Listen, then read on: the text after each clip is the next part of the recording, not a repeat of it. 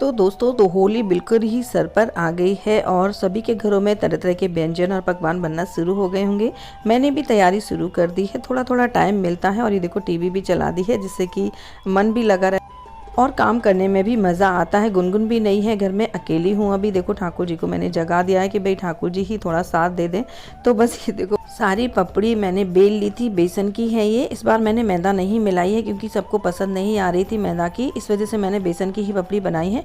और अभी सारी बना के मैं अभी सेक रही हूँ। एक साइड मेरी चाय भी बन रही है और ब्रेड सेक रही हूँ पापा जी को लेके जाने के लिए।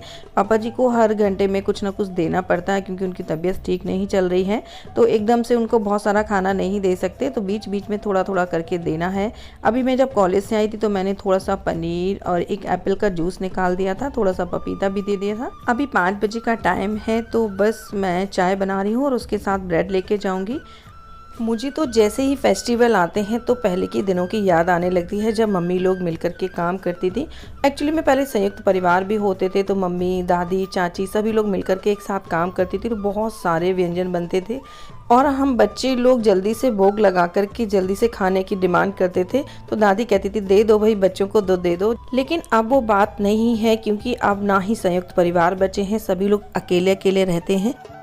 अब अकेले में परिवार का ख्याल रखना, फेस्टिवल की भी तैयारी करना, जॉब भी करना और भी बहुत सारे ऐसे काम होते हैं जिनको भी करना, तो जिम्मेदारी बहुत ज़्यादा बढ़ भी गई है। अकेले जब काम करते हैं तो प्लानिंग करनी पड़ती है। मैं भी वीकेंड का वेट नहीं करती हूँ, हर रोज़ कॉलेज से आने के बाद कुछ ना कुछ नाश्ता वगैरह बना लेती हूँ जिससे कि फेस्टिवल आते आते मेरा काम खत्म हो जाए। और त्योहार के समय हस्बैंड भी रहेंगे, छुट्टियों में बच्चे भी रहते हैं, तो उनके साथ बढ़िया सी होली एंजॉय करी जाए। तो देखो बातों बातों में ही चाय भी बन गई और देखो मैंने प्लेट को भी लगा लिया। अब लेके जाती हूँ, देखती हूँ कि पापा जी की कैसी तबीयत है। 1-2 दिन से उनकी तबीयत थोड़ी सी अस्वस्थ ज़्यादा चल रही है, बहुत ज़्यादा वीकनेस हो रही है, तो उनका खाने पीने का सिस्टम भी थोड़ा बिगड़ा हुआ है। अब लेके जाती हूँ, देखती हूँ कि वो खाते हैं या नहीं। अगर कुछ और कहेंगे बनाने के लिए तो वो बना दूँगी। तो सारी पापड़ी मैंने सेक के रख दी हैं और ये देखो मैं सिंगाड़े के आटे की पकौड़ियाँ बना रही हूँ क्योंकि आज है एकादशी, मेरा व्रत है। और ये देखो इस तरह से बच जाता है थोड़ा सा, तो मैं इलास्टिक लगा के रख देती हूँ जिससे कि ये सही बना रहता है, नमी नहीं पकड़ता है। पहले पापा जी रहते थे एकादशी का व्रत, लेकिन जब से उनको डायबिटीज़ हुई तो उन्होंने बंद कर दिया। लेकिन उनका मन था कि घर में कोई ना कोई एकादशी व्रत रहे, तो मैं रहती थी पहले प्रदोष, तो फिर मैंने बोला कि मैं एकादशी व्रत बनी रहूँगी और प्रदोष व्रत का फिर मैंने उद्यापन कर दिया। क्योंकि कहते हैं कि एक साथ एकादशी और जो प्रदोष व्रत होता है वो सही साथ में नहीं रहा जाता, क्योंकि एकादशी के बाद दूसरे दिन पारने करना ज़रूरी होता है और अगर दूसरे दिन आपका प्रदोष व्रत पड़ जाता है तो आप पारने नहीं कर पाओगे। इसलिए लोग मना करते हैं कि एक साथ नहीं रहना चाहिए।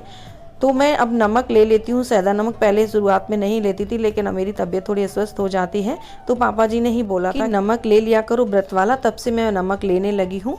तो ये देखो मैं बना रही हूँ बढ़िया सी हरी मिर्च, हरी धनिया सिंगाड़े के आटे में डाल करके पकौड़ियाँ, बहुत ही ज़्यादा टेस्टी लगती हैं। और इसमें मैं आलू डाल के नहीं बनाऊँगी क्योंकि आलू थोड़ा सा गरिष्ठ होता है, तो मैं अवॉइड करती हूँ व्रत में खाना। इससे मैं बनाऊँगी लौकी को कस के डाल करके, लौकी के साथ बहुत ही ज़्यादा टेस्टी लगती है। एक बार ज़रूर बना के देखिएगा। आपको लग रहा होगा कि मेरी साड़ी क्यों चेंज हो गई है, अभी मैं सूट पहनी थी। एक्चुअली में मैं अभी जब नीचे चाय देने गई तो पापा जी ने ना तो चाय पी है और ना ही ब्रेड खाया है, उनकी तबीयत थोड़ी सही नहीं लग रही है। तो मैंने हस्बैंड को कॉल कर दिया, वो हमीरपुर मीटिंग में है और वो बोल रहे थे वहीं से आ जाएंगे। भैया को भी बुला लिया था तो वो भी बैठे हैं। तो मैं थोड़ी देर वहाँ रुक करके अभी आई थी, आधा घंटे वहीं बैठी रही। तो वहाँ पर फिर अच्छा नहीं लगता है सूट पहन कर बैठना, पता नहीं कौन लोग आ जाए उनको पापा को देखने के लिए, तो इस वजह से मैंने साड़ी चेंज कर ली है।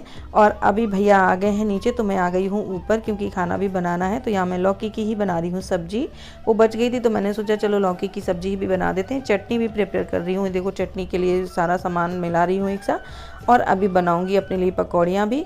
तो साथ साथ में ये काम भी होता जाएगा क्योंकि हस्बैंड भी आ जाएंगे, ड्राइवर भी है साथ में, तो सारा उन लोगों के लिए भी खाना वगैरह बनाना है। अगर ज़्यादा प्रॉब्लम हुई तो रात में ही पापा जी को ले जाएंगे झांसी, और अगर नहीं हुई तो सुबह मॉर्निंग में जाएंगे। जब से मैं नीचे से आई हूँ ना तो मन नहीं लग रहा है, बिल्कुल अजीब सा लग रहा है कि पापा जी की तबीयत जल्दी से ठीक हो जाए। अच्छा लगता है कि जब वो बैठे रहते हैं स्वस्थ रहें, और उन्हें कोई तकलीफ़ होती है ना तो बिल्कुल भी मन नहीं लगता है किसी का भी। भैया भी परेशान है, मम्मी भी परेशान है और हस्बैंड भी आ रहे हैं। वैसे भी दोस्तों घर में बड़ों का साया एक बरगद के पेड़ की तरह होता है। जैसे बरगद का पेड़ एक बहुत सारी छांव देता है ना, तो घर के सदस्य भी बड़े लोगों की छांव में एक सुरक्षित महसूस करते हैं। जब तक अपने बड़ों का साया सर पर रहता है ना, तो कोई भी टेंशन नहीं होती। लगता है कुछ भी हो जाए सब ठीक हो जाएगा, क्योंकि घर में पापा मम्मी हैं और वो लोग संभाल भी लेते हैं। कुछ भी हो जाए, कोई परेशानी हो तो वो सब संभाल लेते हैं और हम लोग बिल्कुल निष्फिक्र बिल्कुल अपना काम करते रहते हैं।